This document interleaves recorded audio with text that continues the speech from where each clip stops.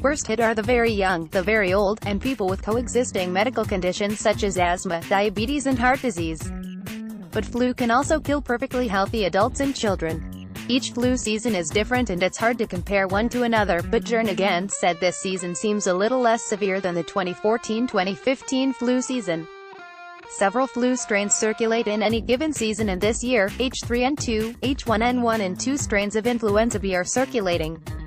Related, flu hitting early, looking tough right now. H3N2 is the most common strain in the U.S. Flu strains mutate a little constantly, but the H3N2 now spreading is not a new mutant, the CDC said. The current vaccines on the market protect against all 4 of the most common strains. While flu vaccines are far from perfect, they are the best way to prevent getting sick from the flu. CDC Director Dr. Brenda Fitzgerald said, "So far, it looks like the current vaccines on the market provide about 30% protection from H3N2 flu," the CDC said. But better estimates of how well the vaccine has been working won't be available until February.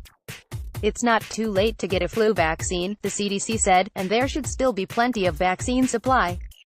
Sometimes there are second and even third waves of flu, so a state that's been hit hard by H3N2 might see a fresh wave of H1N1 flu later, and then influenza B may pass through even later. In general, we see things peaking right about now, Jernigan said. Even if we have hit the top of the curve or the peak, it still means we have a lot more flu to go. Related, here's one reason flu vaccines can be so lousy and certain people should seek immediate treatment if they think they might have flu.